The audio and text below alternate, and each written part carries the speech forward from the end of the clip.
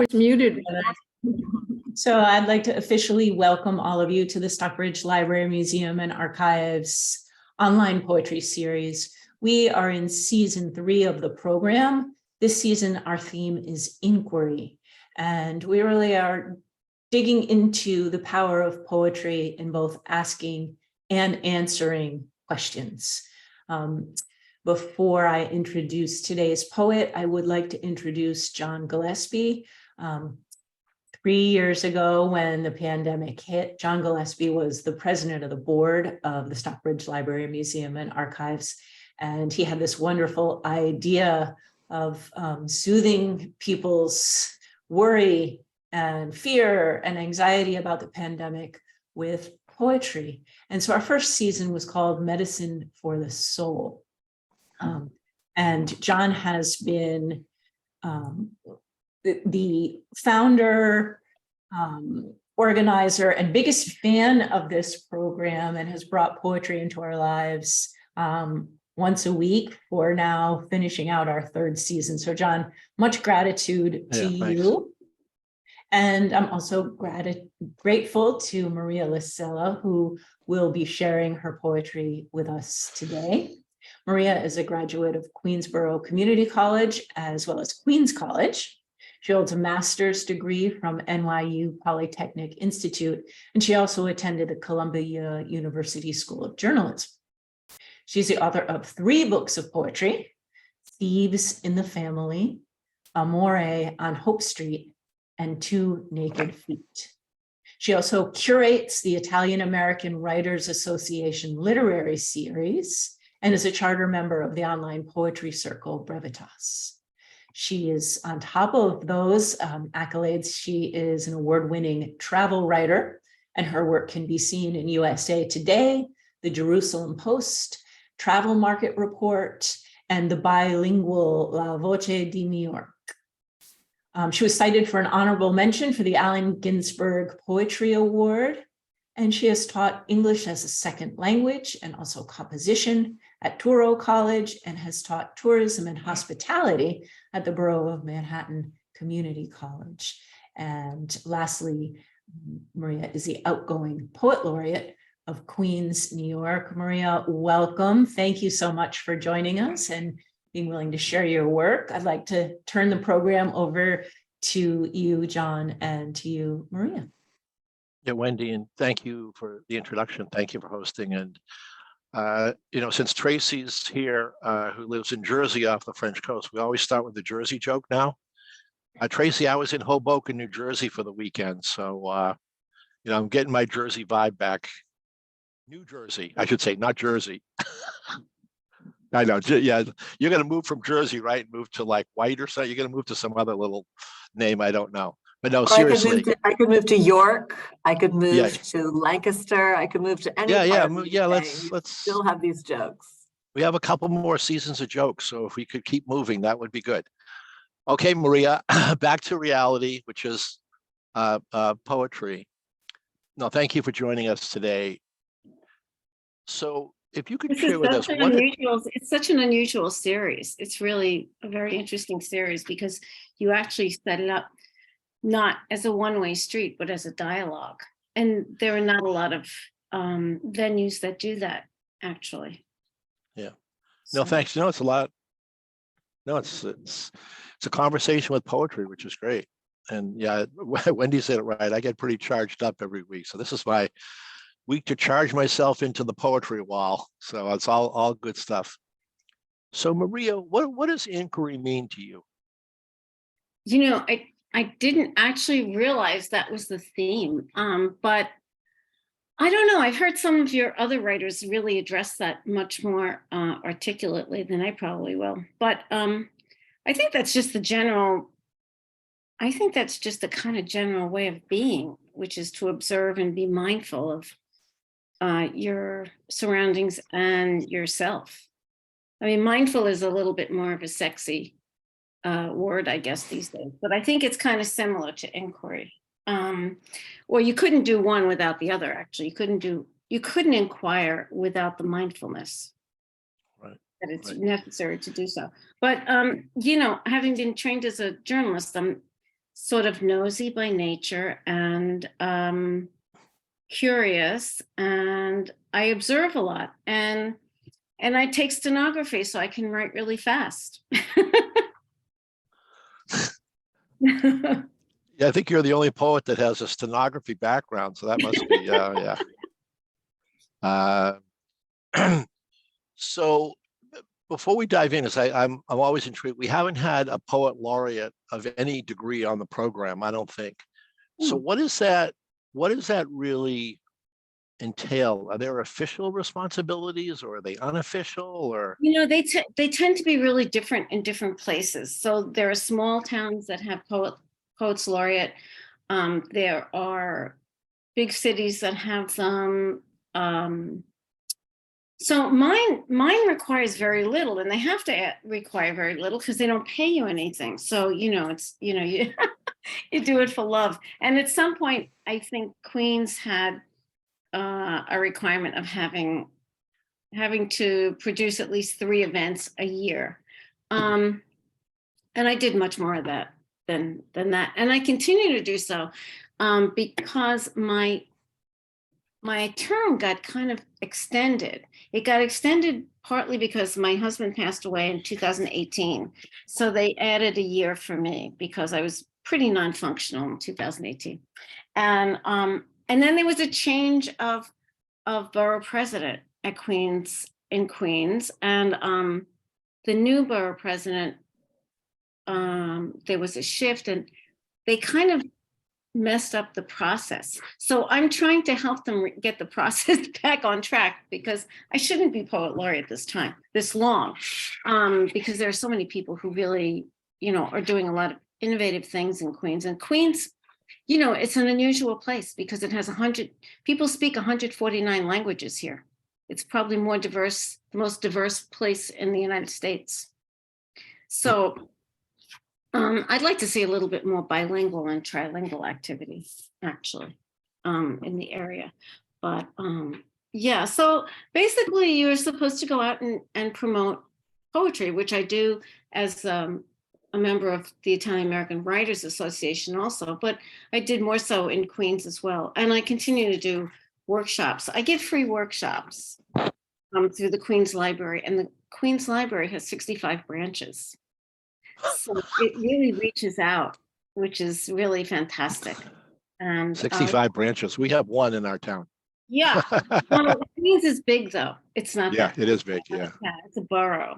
So you know, and libraries are always getting kind of crunched in the numbers game. So there's been a recent outburst of support for the libraries because there were possibly cuts and not getting enough money.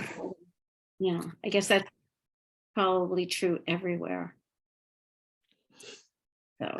So let me ask you this. In your current writing, are there questions you're pursuing? Because that's kind of the inquiry line. Are there themes that you're pursuing, or?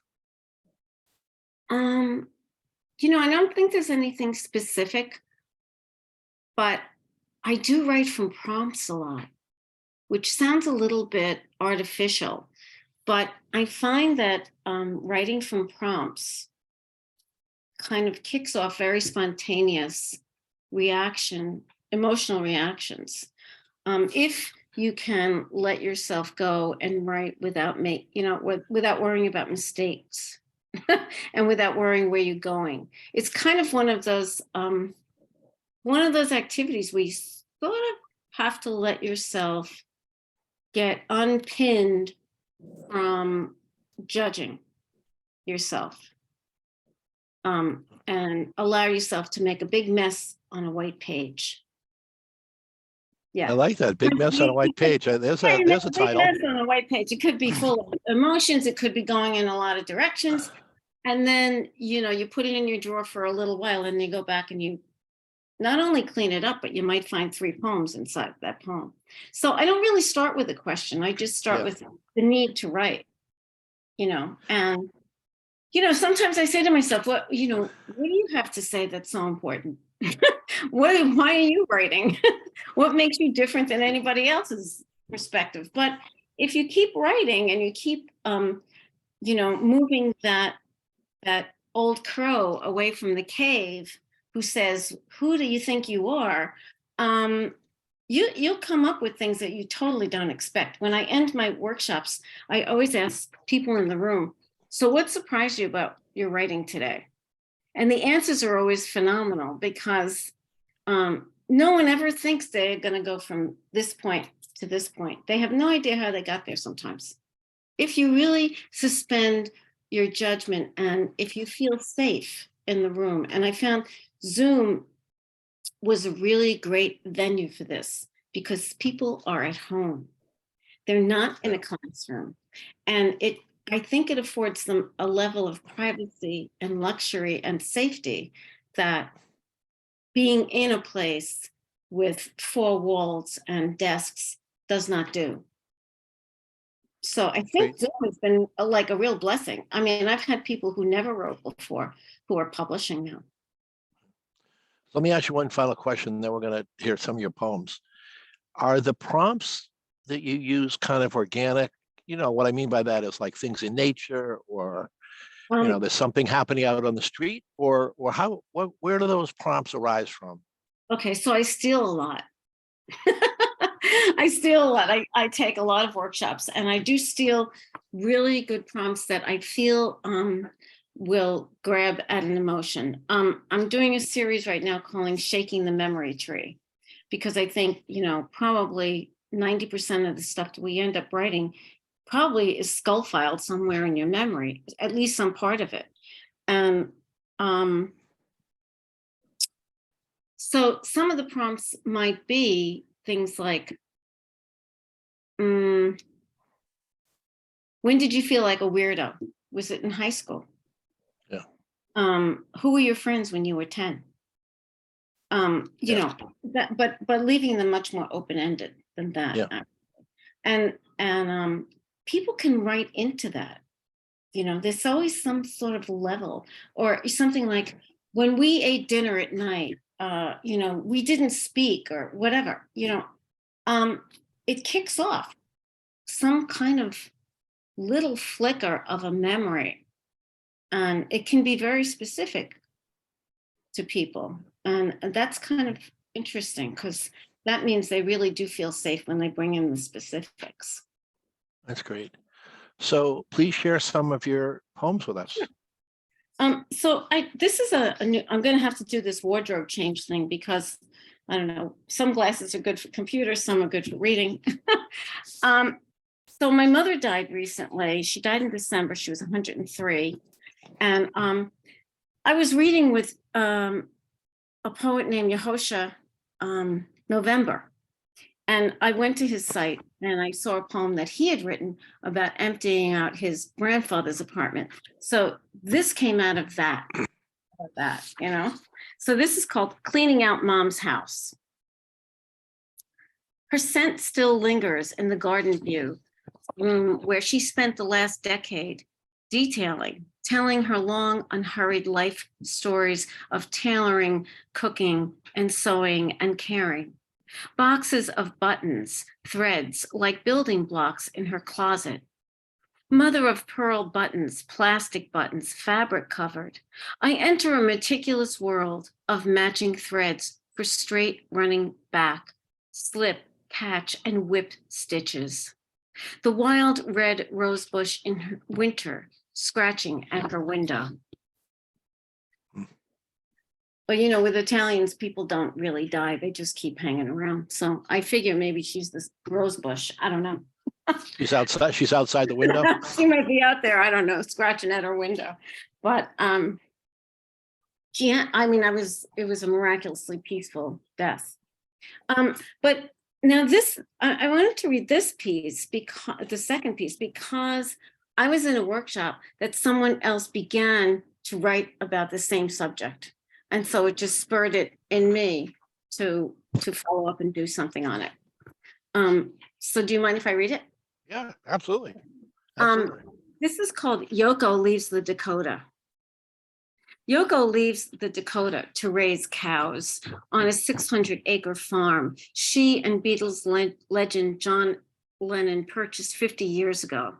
outfitting it with a herd of 122 cows and 10 bulls, a dream to live on land as his father did, with no plans of returning. Their attempt to create new lives away from crowds, smog, love-ins, and the ceaseless need to be them on West 72nd Street until 1980. Lenin was shot in the Dakota Archway on the Feast of the Immaculate Conception, with no plans of returning. Outdistancing his dad, 47-year-old Sean pushes wheelchair-bound Yoko from stage to stage. Celebrity galas. She perches alone on the Marcellus Shale Plateau, protests fracking for the rest of us, no longer hibernates in the sprawling Dakota, with no plans of returning. Controversial, she lived starved through World War II like a modern-day Eve.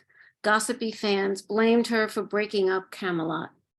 She offers them her Wish Tree series, started once she was widowed 50 years ago. At 90, it is as if she has lived 400 years with no plans of returning.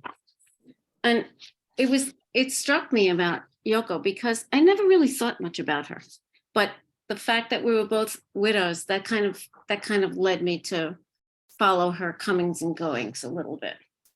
So Yeah, and I love the line, yeah, the repeating line, no plans of returning. oh yeah, well that was Yeah, sorry. No, there's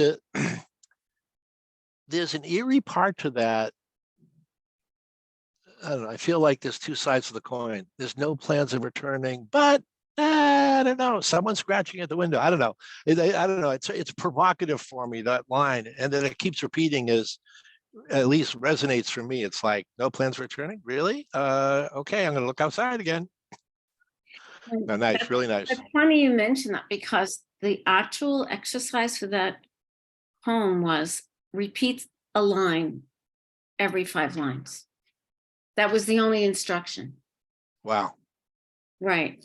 So you never know where these weird things will take you.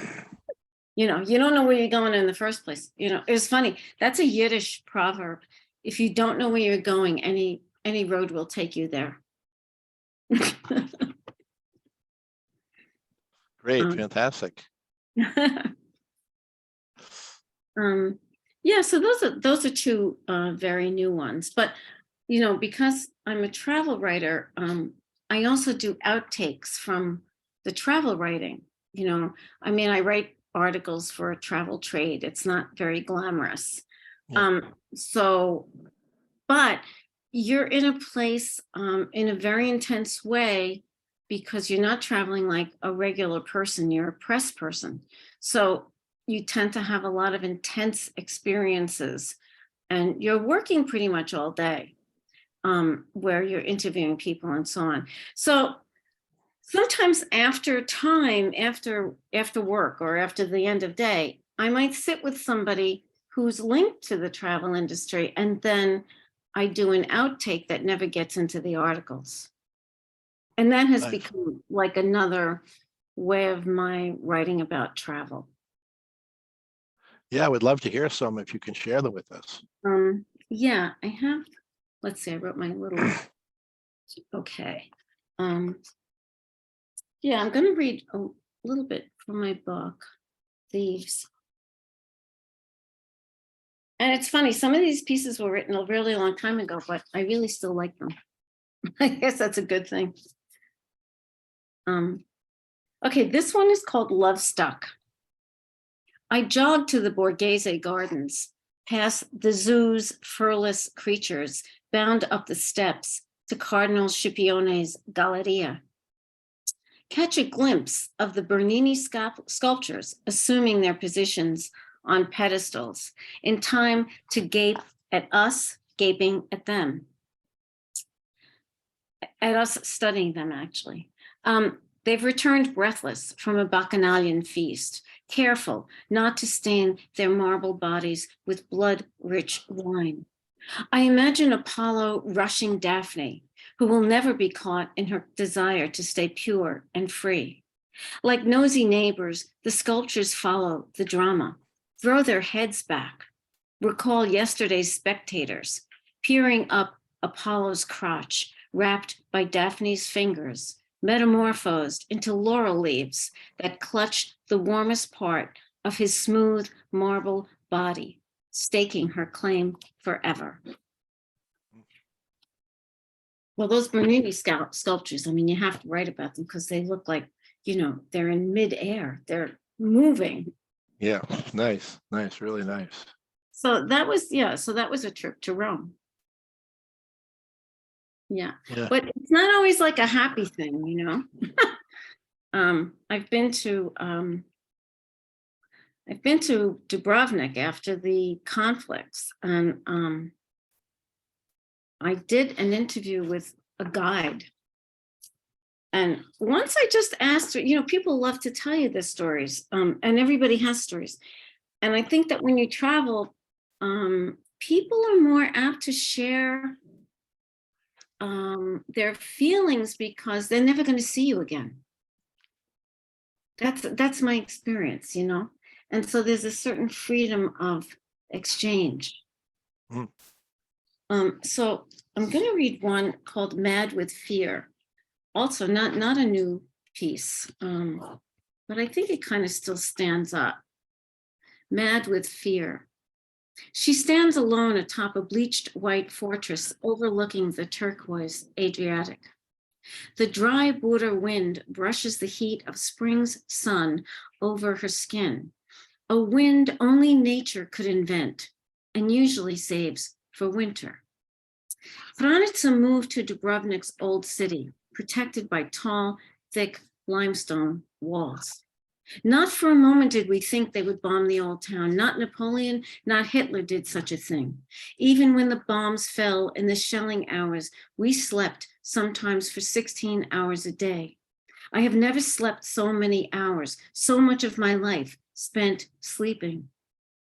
Sometimes when we woke, we could not hear, we could not speak. Her pale, wide-spaced eyes sag at the outer corners, and I wonder if they looked that way before the war, before the shelling, before the long sleeps, before sharing 5 liters of water each day among so many who needed to drink or bathe. At night, we tied our wrists one to another so we could not be lost. Her head lifts, eyes lock on mine as if for the first time. And we laughed for no reason. Mad with fear. And that was straight from her. Like, I didn't even have to make that up. Great, fantastic. So let's, you know, I think, Marie, you know, part of the program, and for those as first-time guests, we encourage the audience to ask some questions, provide a comment. We like to have this be an interactive session. So if anybody has a question or comment, you could just unmute yourself or raise your hand. I think Tracy and Kathy, you know, I always say, don't make it easy for the poet. This is the time to get them on the grill and turn the heat up. Only kidding. Well, I have a question on Maria's going, yeah, bring it on. it's about that the poem you just read and what you said at the end, because I've sometimes wondered when I'm getting stories from others, like I have this feeling of, do I need to, you know, I don't know, like, can I use some of their words without attribution? You know, am I telling the story in a different, you know, from a different perspective? I don't know, like ethical issues about using these stories in poetry and whether you use any kind of attribution or not, and or whether you even think about that. Yeah, I'm not that ethical.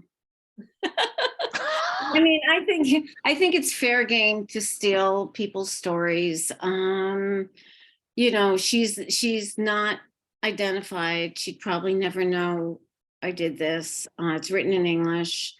And I use her story not to be gratuitous and to invade her privacy. I do the story to make people know what it felt like to be a human being getting shelled in Yeah. Dubrovnik. Right. I use it to, I mean, I have several stories about that period in Croatia because Oh, the general manager of a hotel had a story. There was a driver who had a story, and all of them were very different, but they were all about survival during war. And I feel like the stakes are high in terms of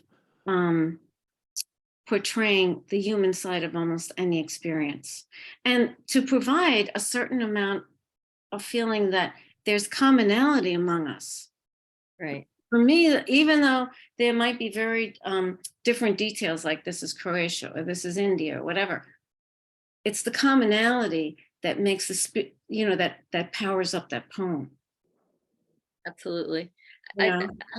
Can I follow up with this? Do you write stories that you might have gotten from your mother and or your husband, and is that different for you than if you're telling a story that you got from somebody close to you compared to strangers or people you'll never see again? Yeah. Right. I definitely exploit my family. Mm-hmm. Definitely. Because, you got so much rich stuff from your family. I try to make a difference between making it confessorial, which could be really boring to anybody who reads it, because then it's so specific that it only applies to the writer and feels like a cathartic experience. And there is a certain amount of catharsis, I think, in any writing. But if it's too close to the bone, it's just too specific, and it really is that person's experience. I actually don't write stories about my husband. I wrote a lot about grief after he died, and I guess I'm still writing that. So you could say, in a bizarre way, he's provided me with material. But I think anytime you go through like a really intense experience of especially loss, your emotions are right under the skin. Yeah. Right. It's like when you were an adolescent. That's the way I think of it, because and you may not be using your screen too much when you're talking to people for a while, because you kind of lose all that, and your perspective is like it's completely distorted, for at least a period of time, because you've experienced a big loss. I don't feel that as much with my mother, but I think that's because she was so old. She was 103, and I saw her all the time. It wasn't like so unexpected. I think with my husband, it was, more intense, But yeah, he's given me a lot of stuff I can read one that's not so, I don't think it's so morose. I have some morose ones I won't read. But if you want, I can read a grief poem. That'd be great. Well, Maria, I have a title for your new book. No What's that? Attribution, no ethics. Yeah. It's true though, I don't AKA put on a seatbelt. Here we go. I think it's different when you have like like an actual quote from a poem or something. Like even with the cleaning out one, I do say, I credit Yehoshua, that this was the spirit of it. The thing about Yoko came out of the newspaper. Mm-hmm. Right. Yeah. But this is called Interlude in the Garage. And anybody who knows me knows I have this garage full of garbage. It's his garbage, and it's so crazy. It's like endless, because he was a writer. Right. So I have half-written stories as if I go back to the garage and they're going to be fully written. Right. But they're not. So this is Interlude in the Garage, and it's kind of a newish poem. Throw it all out. The photos, the papers, just toss it. Your words to my ears, but not my heart. Years later, I shuffle through bloated banker boxes, piled, rearranged, but not gone. Fat with promises, curses, copious notes, dreams, short stories, self-help clips. So I waited. I waited, waited for the right moment, the right season, the right weather, the right stage of the moon, waited for the stars to be aligned with your sun sign, your ascendant, waited for Mercury to emerge from its retrograde status that slows us all down, keeps us from technology, from car accidents, warns us to avoid anything new. And for me, anything new would be just this, clearing out a life, a writing life, replete with half-finished novellas, translations, layers of handwritten anything, projects in midair, saturated with energy so palpable, it chases me out of the garage onto the street, into something safer, away from the particles of the dead, from the random places, under trees, around bookshelves, down in pits, cartons of words, some in the light, others in the dark, stumbling as I do over prickly discoveries, journals so private that when you're breathing, my eyes would just glimpse the stray words, but would never invade an entry. So I waited for the snow to fall, to be cleared, waited for the humidity to run dry as a desert in New York, shifted boxes, returned some books to your shelves in the apartment, dreading each time the door closed, I'd be the last one out. Woo. That's creepy. Yeah. That's a little creepy. I know that one's creepy. No, that's great. That's great. I'm just, you should charge admission to go into the garage. Oh God, I should tell somebody just to take a match and see what they can do. I think Oh, is that poem in one of your books or? no, that's not in a book yet because my books are a little old. Tell you the truth, the last 5 years since he died, I actually shepherded 2 of his books to publication. One was Missing Madonnas. That was within the first 6 months. And then the second one just came out. It's a bilingual selection of his work in Italian and English. And now I've decided that, even though he has 4 more manuscripts on his desktop, I have to work on my stuff. And I can kind of hear him saying, what do you keep thinking about me for? He was a funny guy, actually. I mean, I have funny stuff about the death thing too. Well, the interlude in the garage was fantastic. Okay. The way the seasons, the time, the moon, the tides, everything. I felt like everything had to align in the universe for you even to open the door. Yeah, because that's how it is. I mean, everybody does these things differently. I mean, I know people who their husbands died, they took black garbage bags and threw everything out in 3 days. I think that's a miracle, but I couldn't do that. Yeah. So I do have a funny one about his. Okay, good. Go. This is called My Junk. My husband is crazy even in death. I walk into his room to file something and he says, "When are you going to get rid of my junk?" I respond as I often do to such prompts in the dark. First, it's not junk. And guess what? Now it's my junk. He laughs, his lunatic laugh, and says, "I guess it is." He kept laughing as I closed the door. His cousin says, if Gil is crazy, he's crazy like a fox. If his junk makes you cry for too long, he wants you to get rid of it. If his junk inspires you to greater heights, he wants you to keep it. If his junk is in your way, he wants you to get rid of it. And if his junk makes you feel more connected to him, how could he not want that? So that's my crazy husband and his junk. But I've found recently that I seem to be writing longer pieces. I think I was afraid to write longer pieces in the past. I never stayed with a poem very long. I get in and out probably within 30 lines. Why was that, do you think? I think I had less confidence in what I was doing. And I just, I don't know, maybe I just wanted to close them off. Maybe I wanted to finish them. I also think I'm writing a lot more. And this is, again, like you gave birth to this series in pandemic, and the pandemic has had me doing a tremendous amount of writing. Whether it's good, bad, or indifferent, it's just that it became part of the structure of my life was to take workshops or be in Zoom rooms while everybody else is writing as well. And I've gotten myself into several communities doing kind of regularly writing together. And that was something I was always afraid to do, which was to write with others.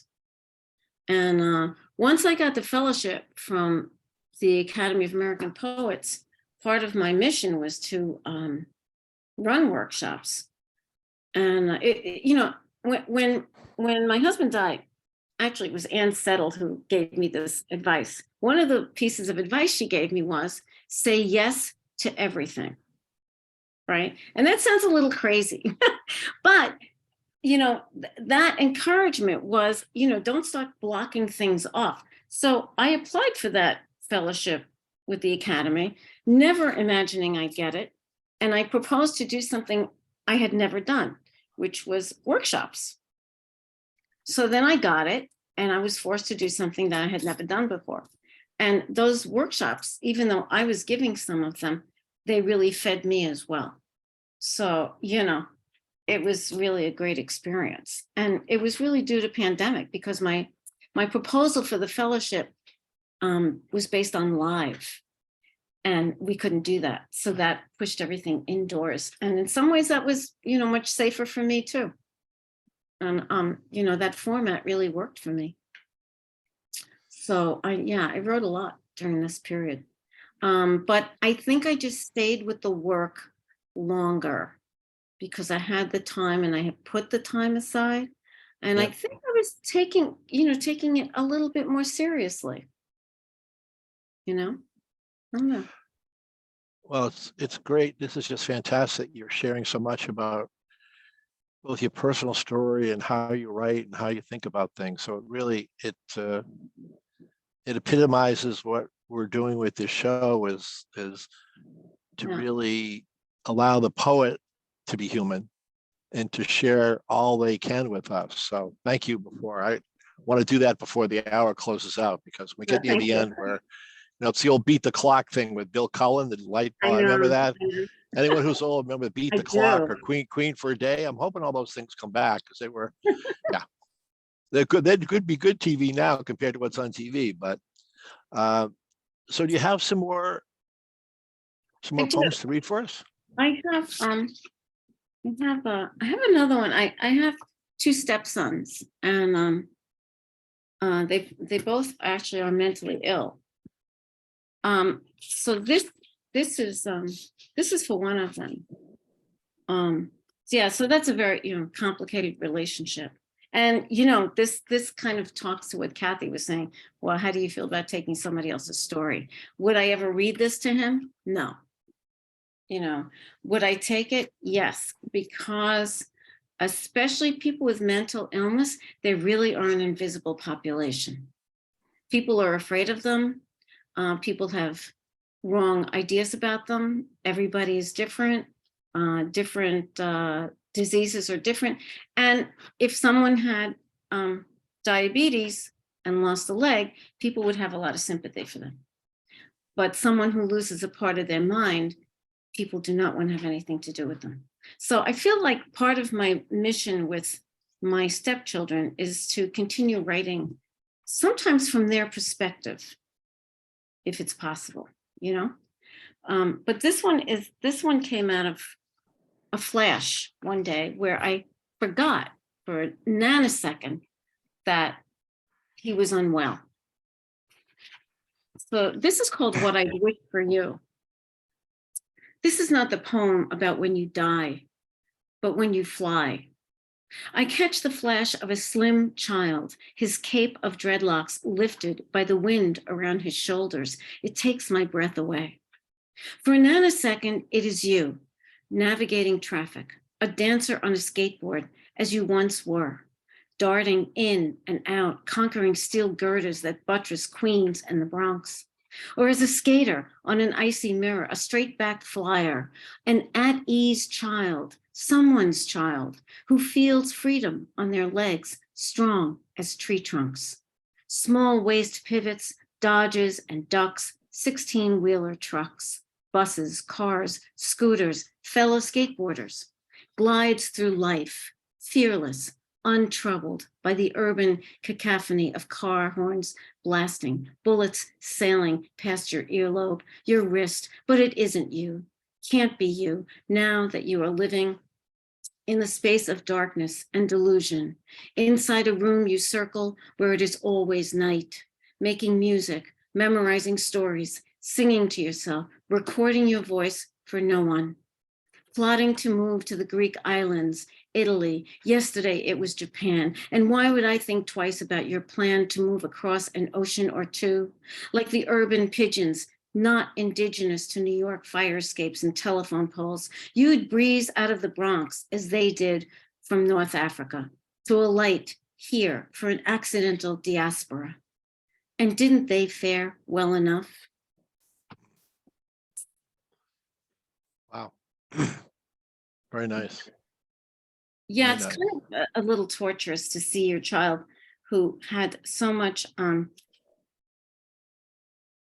promise, and then become, limited to this very, very small life.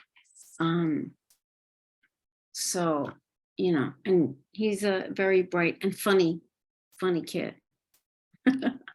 So, yeah, so in fact, I had even suggested to his facility that I would do a workshop, a writing workshop for people like him. But they haven't really gone for that idea yet. Well, that'd be pretty cool. Yeah, I mean, one of the workshops that I was doing at Queen's Library, there was a young man who dialed in from a mental institution.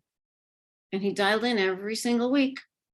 And, he had this inordinate energy flow, but was so incredibly articulate.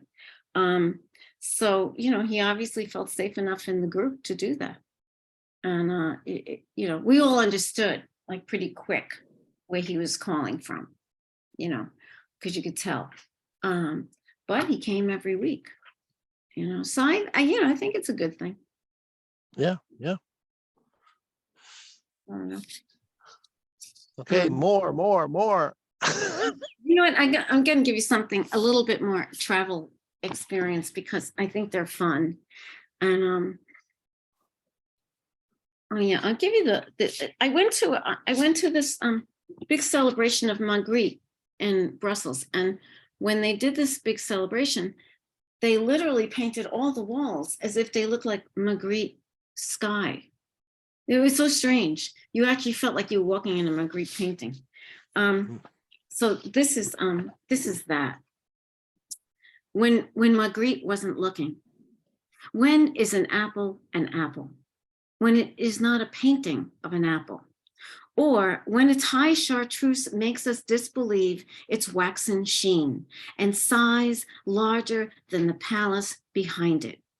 It tells us something, that it is an apple overgrown, overcome with itself, so vast it drowns all sense of time, emits a faint perfume from the skin still sealed tight. Once the skin is pierced, diced, shared with someone you love, someone familiar with the ritual of slicing symmetrical crescents to be consumed without sharp cheddar cheese or peanut butter or dripping with melted chocolate, marring its pulp and skin. Compare this to a baked apple. Its skin shriveling as sugar bubbles out of its core to gurgle and rise from its bulbous green body, trembling in the heat of a roasting pan, settling once it hits the cool air, its pulp ready to receive the spoon that scoops out its heart. So that was fun. Yeah, there's a travel itinerary. We're going to scoop your heart out right after dinner. And so was your travel all overseas, or was there any kind of North American travel? No, it was actually, I was the Europe editor. So I mostly went to Europe. I did a little bit in Asia, but mostly Europe. Yeah. So so America is like a little bit of a vast unknown.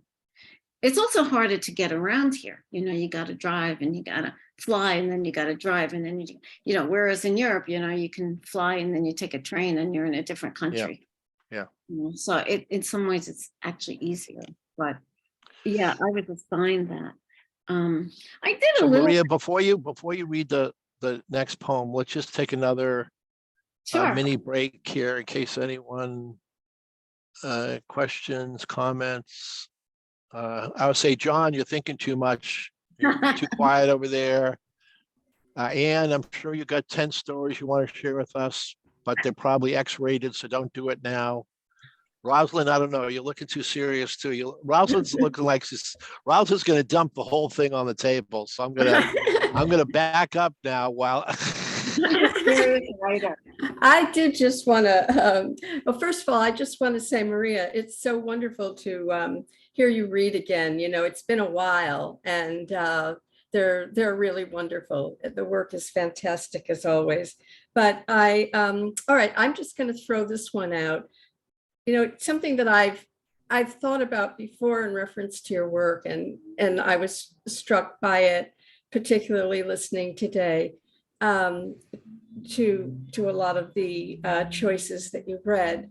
And it has to do with the distance. It's kind of a technical thing about, I just wonder if you think at all, or if it's just a natural stance that you take, the voice when you write, but you know, you're writing about these very, very deep and painful, often emotional emotions, let's just say the emotions. And yet the work never always has exactly the right distance, so that one is it never falls into a kind of sentimentality or something where the reader would become uncomfortable in a sense, in that sense of being too close. And I guess I'm just wondering if there's any, you know, just how you approach that, if you think about how you approach that at all, and whether that even made sense. Yeah, thanks for that question, because now this might sound a little hubris, but that's actually, I found, since I'm writing so much. I mean, look, I'm 70 now. It's not like I was, you know, it's not like when I was 23 writing something. I think that's one of my strengths, actually. I used to think that was a problem, but I think that's one of my strengths, which is that I don't often use the pronoun I, because I don't really like those poems. I have a problem with some of those poems because it's too much about me. And, you know, when I used to describe my travel writing, I explained to people what I do is kind of like, it's trade writing. I don't start every sentence with I and end with me. It's not that kind of travel writing. And actually, I think it's not that kind of poetry. And I think it's the journalism and article writing that has given me that ability to do that, which is to be behind the story, but not necessarily in the story. And maybe I'm moving the story, but you may not see me. Mm-hmm. You know, and that was harder to do with the children's stories, right? The grief, not so much, because you can rely on props, you know. You got the garage, you got the junk in the garage, you know, you have a lot of things that can be the vehicles to carry your grief, you know, for you, Mm-hmm. right? And people will understand it.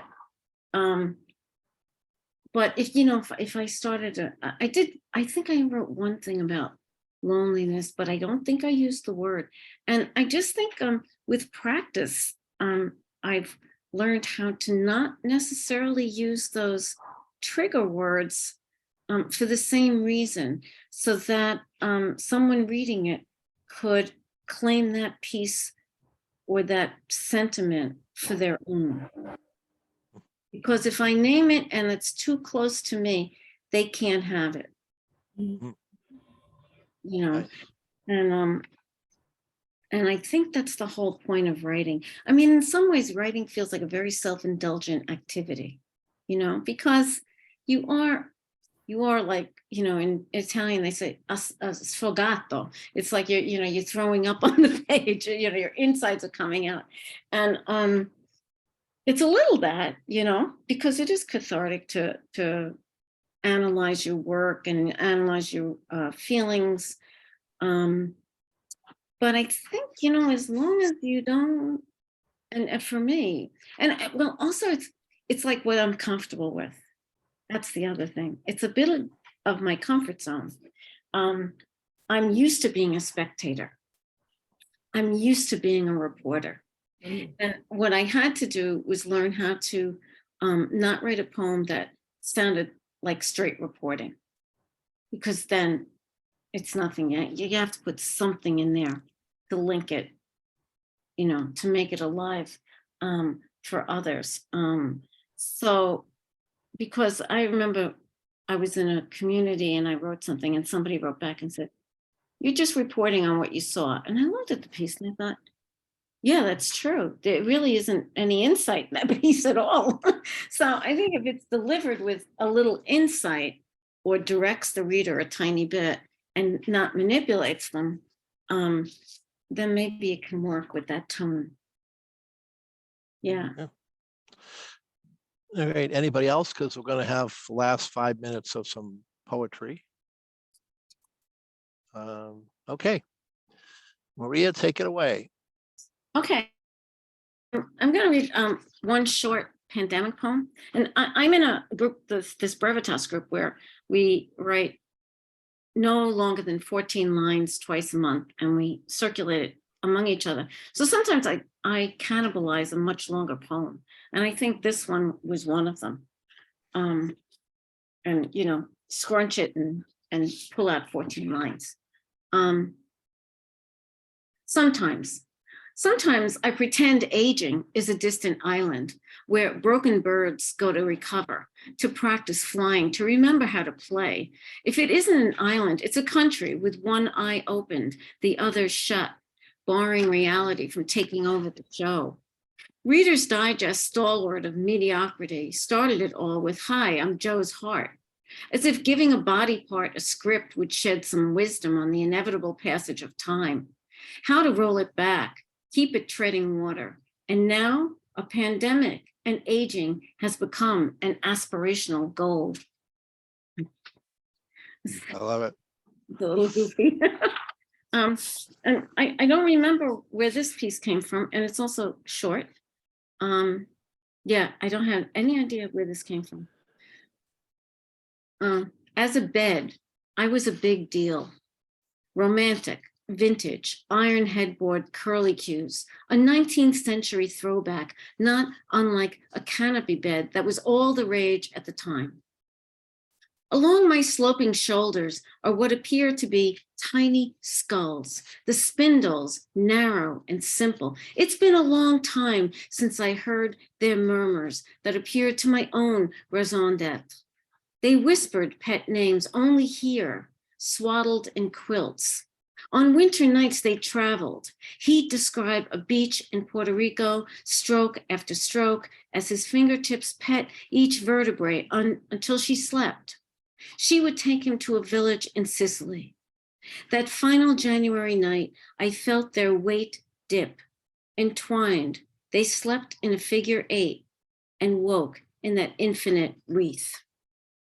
And that was actually hard to read because today's my wedding anniversary. Thank you for sharing. Yeah. Well, thanks for listening. Let me see. I think there is I don't know if I want to leave you with a heavy one or just like a lighter one, because you don't want people crying when they're leaving. You got time for kind of 2 more if you want. Oh, okay. And I will give you, okay, this piece appeared in Wheelbarrow, Red Wheelbarrow. And another one, I don't know how this piece started. It happened just like this for you, didn't it? You could not have been happier, not a dancer, but did a jig in our courtyard to the sweet streams of doo-wop. The innocent harmony of the del tones. And in 40 days, you'd be staring at a ceiling in an emergency room at Mount Sinai Hospital. This could be just like that. Seeing double is worse than seeing single. It could be a precursor to a stroke. It could be anything, an interruption in service of a perfectly working eye that gives up, takes a powder when you least expect it, that roars out of the station into a crash against a wall, a motor car, a vision that decomposes, disintegrates, breaks down into pixels. But this was not that. This was seeing two. Double vision, one eye, just as life was opening its third eye, letting me see what I could do in this life without you. The fallow air around your grave that I never visit. Imagine the whole thing a big mistake. As long as there's no marker, no one can find you because you're not really there anymore. I dressed you in the wrong jacket, not your favorite shirt, but one a high school friend envied. Why still after all this time do I remember, of all things, I sent you away in an ill-fitting but new jacket? I knew I'd never give it away. I'd never wear it. I tossed it into the coffin with your grandmother's rosary beads, your holy card to Vito Marcantonio. God only knows what else I placed in the coffin, knowing even as I neared that powdery-skinned man in that box, you had already left, and pain was gone. Okay, so I won't do another one of those. That was fantastic. That was really great. Thank you. That did come, I realize now, that came out of, I got a retina occlusion, I don't know, like 6 months after he died or something. And I did see double and it was all this, trauma. This is kind of a nice piece. And this I say is after Kenneth Koch and Tracy Smith. I must have read 2 poems and, and something about it. I probably stole something from both of them. So this is called Spring, and it's one of my favorites to read. Let's not talk, not a word this morning. There are so many things to say, too many to start the day. A light rain is falling, so faint it cannot be seen or felt or heard. Let's moan low into winter's covers, rub elbows, knees. Let's write love song. Let's get silly, hop on a train into the city. See commuters strung up with Palm Pilots, Blackberries, cell phones, hear sirens in spring, sway with the jolt of brakes. Are you with me? Let's not talk. Let ourselves record this moment we will revisit again and again on a cold, biting day in January. When snow soaks our boots, flies in our eyes, we will have a spring morning memory in an unremembered year. For now, let's not talk. As we shake sleep, I mouth your name. Have I told you? You are gorgeous in spring. Trading the bulk of wool for a day in the park, a ride in the dark. Shh, let's not talk. I prefer to watch you in spring. Shrug off winter. Don't say a word. Travel in your dreams. Arrive just for me. So that's from Thieves in the Family, which I can put a couple of links to if that's okay. And yeah, sure. Thieves in the Family came out a while ago, and it was on a New York Quarterly book. And it's funny, I just submitted something to a contest where you would, if you win, you get published by New York Quarterly. But my sister is also a poet. And she and I gave an interesting interview on Cultural Daily. And so I stuck that in there too. Yeah, I was gonna say, maybe we should have a sister bake-off or something. We actually read with 2 brother poets, and the synergy was really wonderful, was fun. But we did that recently. But thank you so much. This is really very nice and not stressful. I was kind of stressing a little bit about it, but it wasn't stressful at all. No need to stress. You were wonderful. Thank you so much for joining us. Thank you to all of our audience. So grateful to gather again over a poetry session. hopefully we'll see many of you next week. And You Maria, have- thanks again. You have What a a group fantastic coming up. hour. Yeah. Oh, thank you. You have a group coming up, Abuelita or something?